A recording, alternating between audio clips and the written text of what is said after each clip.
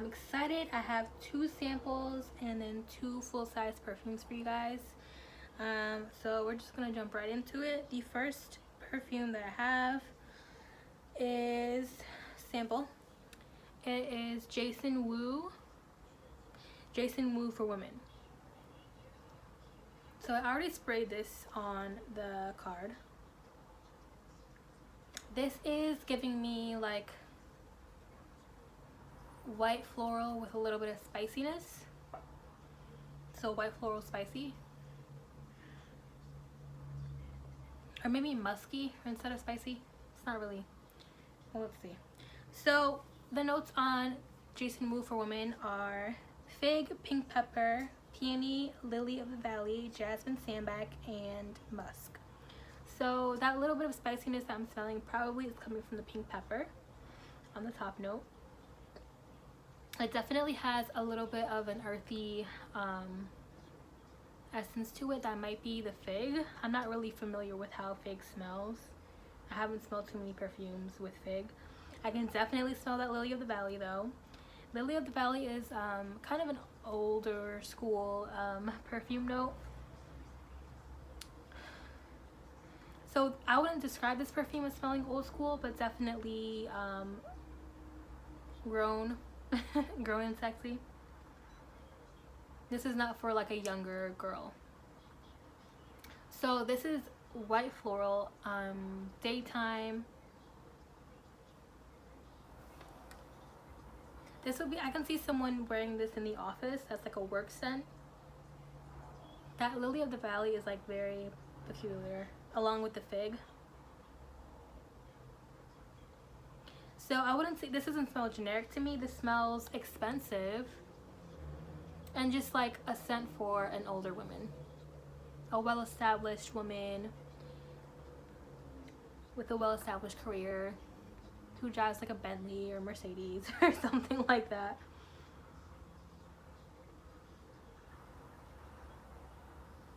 I don't see this being like offensive to anyone, so I guess this will be a good work scent. Not much to say, not exactly my cup of tea per se, but definitely inoffensive. I can see this being a work scent for an older woman.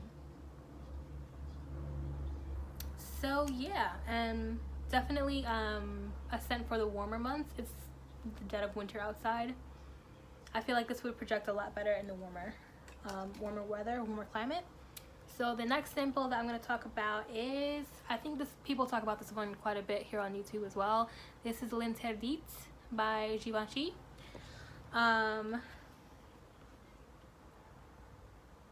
This one smells unique. So before I look at the notes even, I'm just going to describe to you in plain words like what it smells like to me.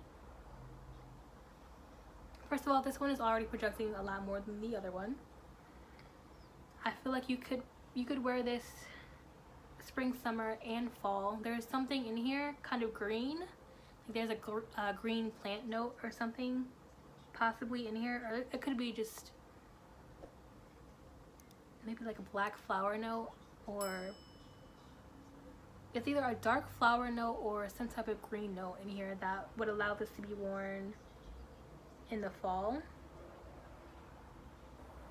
Maybe even wintertime too. This could be like a year-round scent. But okay, so I'm getting green, like a green note, and like florals, like a lot of florals. A very light touch of sweet flower.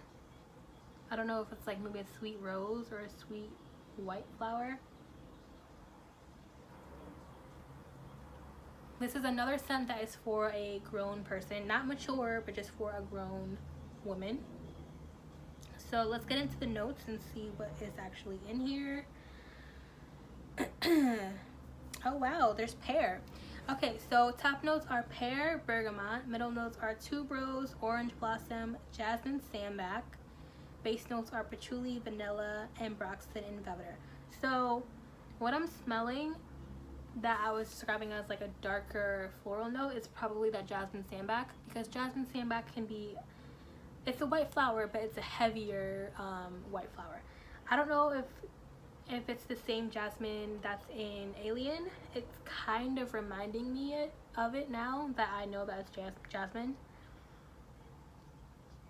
Yeah, the jasmine in here is kind of reminding me of the jasmine that's in Alien. A tad bit. It's two completely different scents, not the same at all. But they do, I feel like the jasmine, they do share a similar heavy, like this is a heavy jasmine centric perfume. With a little bit of freshness. I mean, freshness from the orange blossom, but as well as the bergamot and pear. So I guess that was like that light sweetness that I was smelling. And bergamot is also it's a green fruit. So that could be like where the green might be coming from.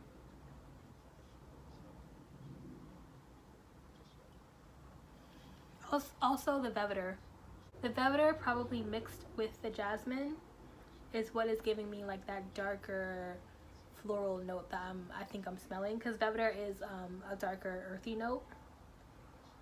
So that's probably what's coming through right now. So this is, I would say like a daytime, I guess this could be casual, but for me it's giving more like special occasion, daytime scent. Definitely spring, summer, could be fall. I mean, I feel like with that vetiver note, you could get away with this daytime in the winter as well. Because the vetiver note definitely grounds it and holds it down. I feel like without the vetiver note, this would be like a typical airy, you know, spring, summertime, white floral perfume. But the vetiver gives it more character, more depth. I can see why people like this. This is another one that smells good. I would like to smell it on other people, but not necessarily on myself. Definitely a grown woman. Grown sexy, I would say, definitely. Daytime. I can see someone wearing this in the office as well.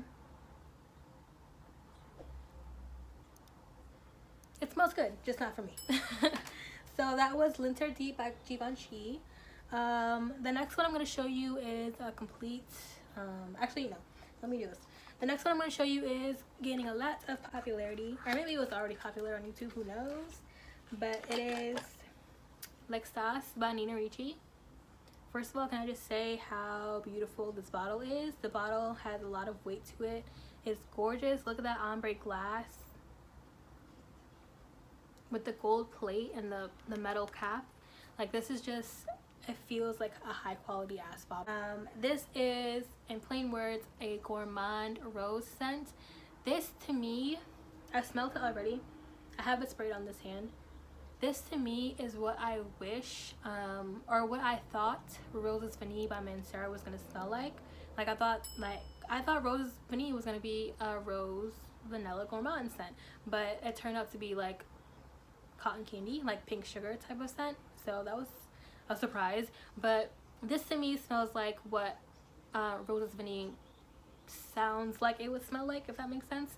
So you can definitely smell the rose through the opening, middle, and dry down on the scent. And this one has a lovely, delicious vanilla caramel note that comes out. Very, very sweet, very gourmand. This one projects and lasts very, very long. Very good performance. And it's just a bang for your buck. I only paid $27 for this 1.7 ounce. And I mean, even if the performance wasn't good, even though it is, just for the bottle, quality of the bottle alone, it's like bang for your buck. I feel like this will look so pretty on anyone's vanity. It smells very yummy, very gourmand. The caramel is there. It's prominent. It's very sweet. Very grown, sexy, nighttime rose gourmand scent. Okay, so the next perfume that I'm going to mention is kind of a switch in gears from the last three. The last three perfumes were very grown women, grown and sexy type scents. This one is a little bit lighthearted, not as serious, a little bit younger, and this is Britney Spears' Rocker Femme Fantasy by Britney Spears. So it's one of her flankers from her, you know, most famous scent, Fantasy. So This to me, I got this after I got Fantasy Intimate because the notes on this one sounded really interesting. So I'll read them to you really quick. The top notes are whipped cream, coconut, blackberry. The middle notes are gardenia, violet, jasmine. The base notes are vanilla, cashmere wood, musk, and amber. So to me, this smells, I'm gonna spray it again because it actually smells kind of good. So to me, this definitely has the fantasy DNA, especially in the opening. You definitely get that fresh, crispy, fruity citrus opening that all the fantasies have.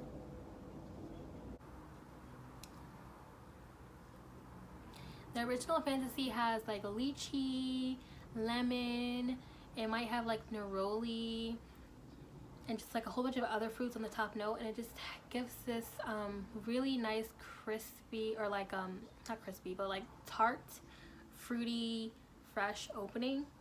It's perfect for the spring and summertime. So it has a similar opening, maybe not as fruity because the only fruit note that's on the top notes of this is blackberry, but to me I still get like a little bit of lemon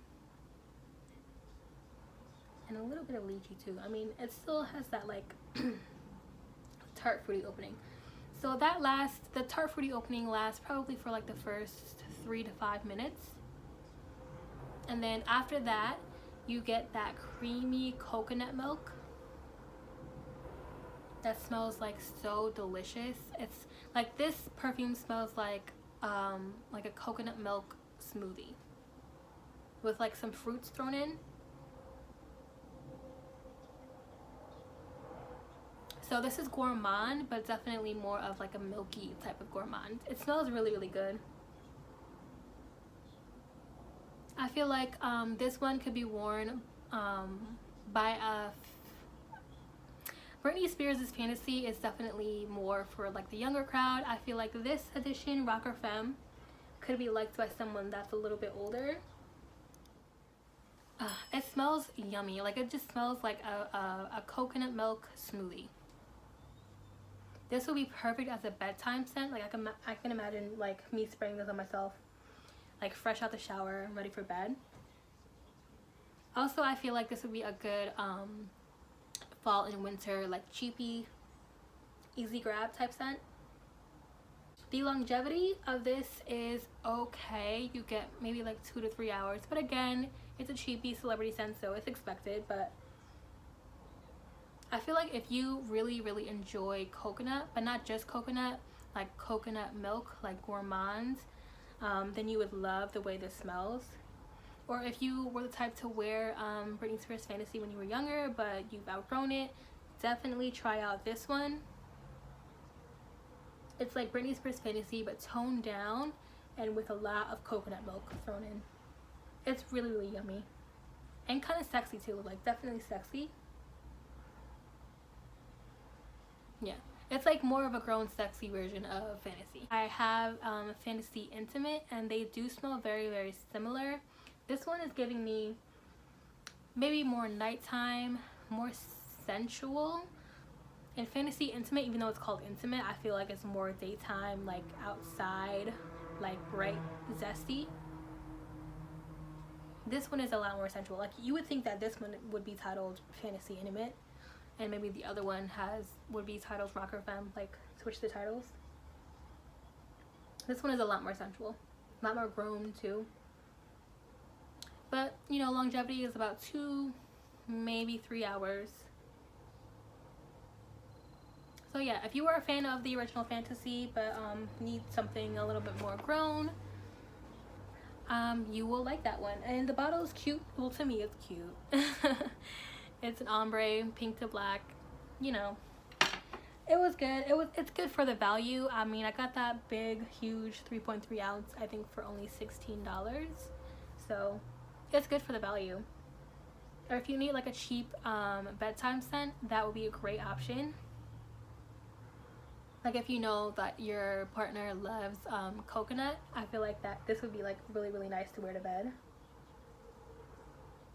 Yeah, it's good. I love it. It's yummy, simple scent. It's not too extravagant or like complicated. It smells good. So that is the end of this haul. I hope you enjoyed. I have other perfume related videos on my channel, so check those out if you haven't already. If you haven't subscribed, definitely do that. Thank you for watching until the end, and I'll see you in my next one.